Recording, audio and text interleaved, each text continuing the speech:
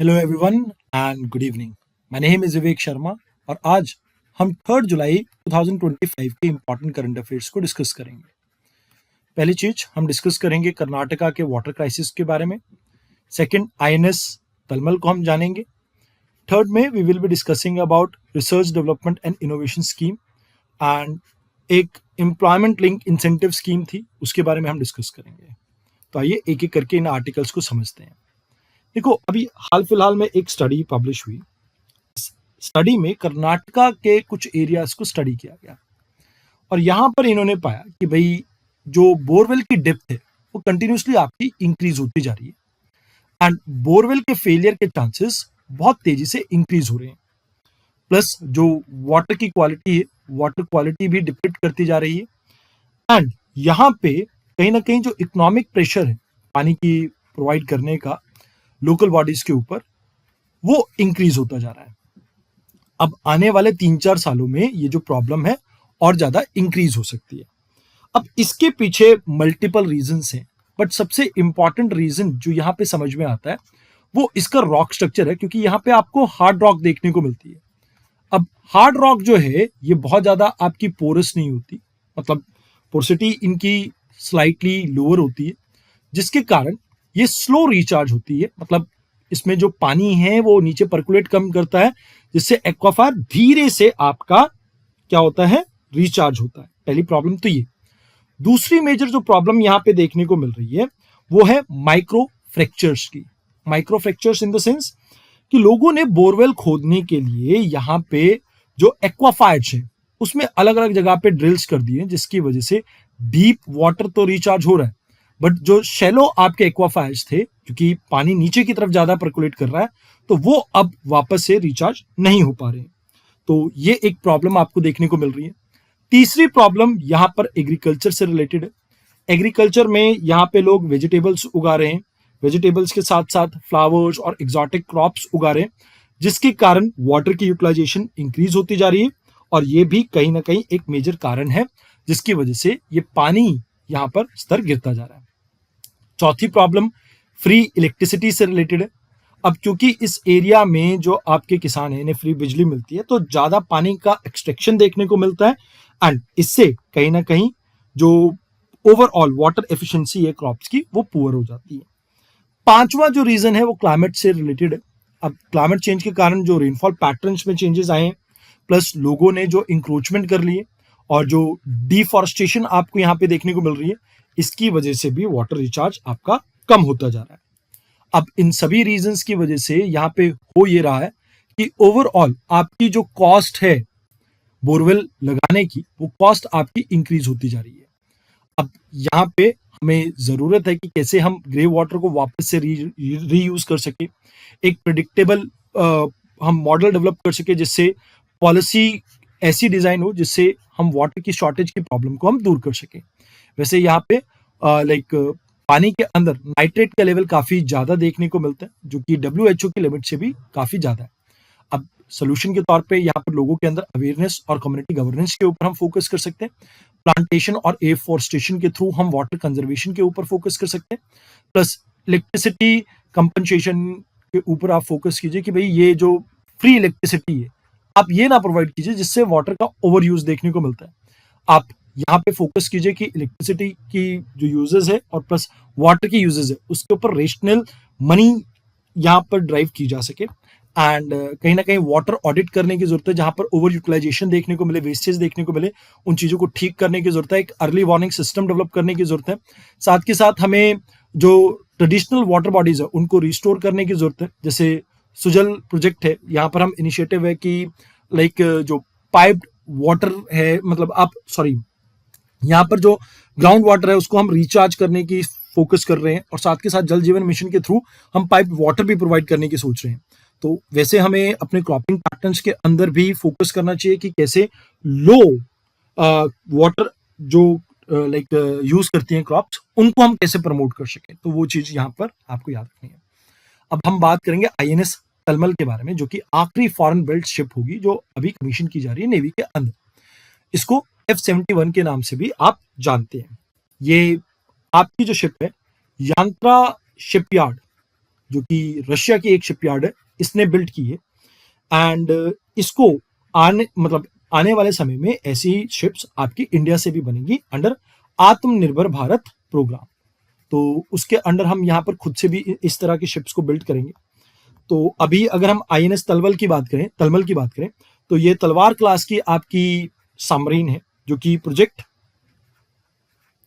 1135 के अंडर आपने बिल्ड की है। मतलब आप ये मान के चलिए कि इससे पहले भी हमारी इस तरह की शिप्स बनती थी, और उसी का ये एडवांस वर्जन है। 1135.6 इस प्रोजेक्ट का पूरा नाम है, एंड इसको रशिया के साथ हम कोलैबोरेट करके बना रहे हैं। अब ये आपकी मल्टी रोल शिप है, एंड इसके अंदर आपको कैपेबिलिटी देखने को मिलती है, स्टिल्थ कैपेबिलिटी मतलब बहुत इजीली ये डिटेक्ट नहीं हो सकती रडार्स के ऊपर, एंड ये एयर, सरफेस, सब सरफेस सभी तरह की वॉर के लिए आप ये कह सकते हो कारगर है। इसमें आपको इलेक्ट्रॉनिक वॉरफेयर की कैपेबिलिटीज देखने को मिलती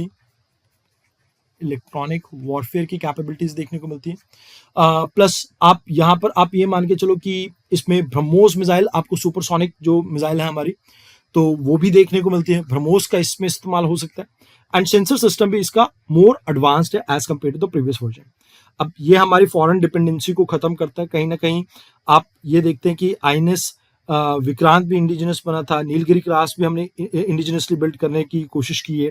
then defence tie India Russia की और ज्यादा डीप होगी कहीं ना कहीं। आप ये मान के चलें कि आने वाले समय में ऐसे कोलैबोरेटिव प्रोजेक्ट्स आपको और देखने को मिल सकते हैं। तो ये चीजें हैं, आपको यहाँ पे याद रखना कि इसमें इलेक्ट्रॉनिक वॉरफेयर की, सब सरफेस, एयर, सभी तरह की फाइट्स के लिए कारगर है।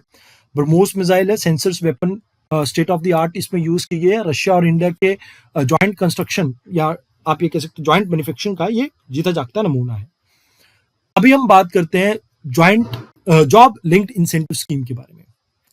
देखो यहां पर आपको याद रखना है कि हम लॉन्ग टर्म कंसेशन प्रोवाइड कर रहे हैं, फाइनेंशियल हेल्प प्रोवाइड कर रहे हैं, सपोर्ट प्रोवाइड कर रहे हैं प्राइवेट सेक्टर को कि भाई आप ज्यादा से ज्यादा रिसर्च, डेवलपमेंट और इनोवेशन के ऊपर फोकस करें।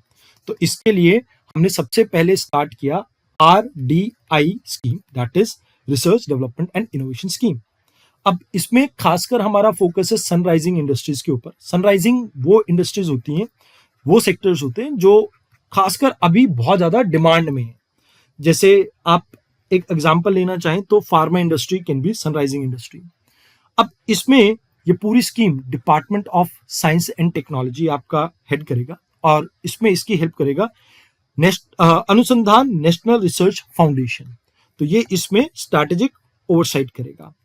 अब इसमें हमारा ऑब्जेक्टिव ये है, पहला ऑब्जेक्टिव तो ये है कि भाई हम प्राइवेट सेक्टर को R&D के अंदर प्रमोट करना चाहते हैं, हम इंकरेज करना चाहते हैं कि भाई आप आओ, पैसा खुद का भी लगाओ। दूसरी चीज, हम डीप टेक फंडिंग यहाँ पर प्रोवाइड करेंगे। डीप टेक फंडिंग क्या होता है? जहां पर आप फैसिलिटेट करते हो फंड, जिससे आप नर्चर कर सके इनोवेशन को स्टार्टअप्स के अंदर और स्मॉल बिजनेसेस के अंदर, उसको स्टार्टिंग में आप हेल्प करेंगे। देन तीसरी जो चीज देखने को मिलेगी, acquisition of technology. Acquisition of technology मतलब यहाँ पे क्रिटिकल और स्ट्रेटेजिक टेक्नोलॉजीज को आप प्रमोट करेंगे कि आप खुद से उसे एक्वायर कर सके। फिर आप यहाँ पे सेल्फ रिलायंस के ऊपर फोकस करेंगे, मतलब आपका जो मेजर फोकस है कि कैसे इंडिया की इकोनॉमिक सिक्योरिटी को हम स्ट्रेंथन करें और हम अपनी ग्रोथ को इंश्योर कर सकें। तो ये मेजर इसमें चीजें रहेंगी। अब इसमें इन टोटल कितना खर्चा किया जाएगा गवर्नमेंट के द्वारा, तो आपको ये याद रखना है कि इसमें in total 1 lakh crore government खर्च करेगी, और इसमें एक स्पेशल फंड क्रिएट किया जाएगा, और इस फंड के थ्रू आप टेक्नोलॉजी को प्रमोट करेंगे। अब इसमें चेयरपर्सन होंगे, एक आपके कैबिनेट सेक्रेटरी रैंक के पर्सन, और फिर इसको स्कीम को आप ये कह सकते हो कि अकॉर्डिंगली मॉडिफाई भी किया जा सकता है। सेक्टोरल कवरेज काफी अच्छी देखने को मिलेगी। इसको गवर्निंग बोर्ड के जो चेयरपर्सन होंगे वो आपके प्राइम मिनिस्टर रहेंगे, एंड एग्जीक्यूटिव जो काउंसिल होगी वो बेसिकली फाइनलाइज करेगी स्कीम्स की पूरी गाइडलाइंस और किस टाइप के प्रोजेक्ट को हम फंडिंग करेंगे वो। तो ये चीजें आपको यहाँ पे देखने को मिलेंगी। खासकर इसमें फोकस है semiconductors, green energy, quantum computer, space technology, biotech और डिफेंस के ऊपर। इससे हमारा फोकस ये है कि हम इंडिया के अंदर रिसर्च को प्रमोट कर सकें एंड प्राइवेट सेक्टर का इसमें पार्टिसिपेशन इंक्रीज कर सकें। अब इसी तरह से एम्प्लॉयमेंट को इंप्रूव करने के लिए हमने एक स्कीम लॉन्च करी, एम्प्लॉयमेंट लिंक इंसेंटिव स्कीम। अब इसमें फर्स्ट टाइम जो एम्प्लॉयज होंगे उनके लिए भी यहाँ पर फाइनेंशियल सपोर्ट मिलेगा, एंड खासकर अगर जो एम्प्लॉयर वेज लिंक्ड इंसेंटिव के ऊपर भी हमारा फोकस रहेगा। अब किस तरह से क्या फोकस है उसके ऊपर बात करते हैं। देखो, इसमें हम चाहते हैं कि भाई अगस्त 2025 से जुलाई 2027 के बीच में ये स्कीम आपकी ऑपरेशनल रहेगी। हम चाहते हैं कि फॉर्मल एम्प्लॉयमेंट इंक्रीज हो, इनफॉर्मल सेक्टर को हम कम करने की कोशिश में हैं। कहीं ना कहीं उससे जॉब सिक्योरिटी क्रिएट होती है फॉर्मलाइजेशन से, और हम मैन्युफैक्चरिंग सेक्टर के ऊपर फोकस करना चाहते हैं। तो इससे ना केवल आप सोशल सिक्योरिटी प्रोवाइड करोगे, स्किल एंड लिटरेसी इंप्रूव कर पाओगे, जिससे एम्प्लॉयबिलिटी इंप्रूव होगी, फॉर्मल एम्प्लॉयमेंट क्रिएट होगी। तो इससे कहीं ना कहीं आप जो सोशल सिक्योरिटी उसको बूस्ट कर पाएंगे। आप जॉब क्रिएशन मतलब 3-4 करोड़ के आसपास जॉब यहाँ पर क्रिएट कर पाएंगे, एंड इससे आप फाइनेंशियल इंसेंटिव प्रोवाइड करेंगे खासकर उन लोगों को जो जॉब्स ढूंढ रहे हैं या एम्प्लॉयर्स को। तो अब इसमें है क्या, इसमें 2 स्कीम्स हैं, पार्ट ए, पार्ट बी। अब पार्ट ए और पार्ट बी में क्या फर्क है? पार्ट ए एम्प्लॉयज के लिए और पार्ट बी एम्प्लॉयर्स के लिए। अब पार्ट ए में क्या है कि देखो, अगर मान लीजिए आपको जॉब मिलती है तो गवर्नमेंट अप टू 15,000 यहां पर आपको प्रोवाइड करेगा 2 इंस्टॉलमेंट में, पहले मंथ में और दूसरे मंथ में। मतलब पहले इंस्टॉलमेंट मिलेगी आफ्टर यू 6 महीने आप सर्विसेज में रहते हैं, सेकेंड इंस्टॉलमेंट 1 साल कंप्लीट होने के बाद।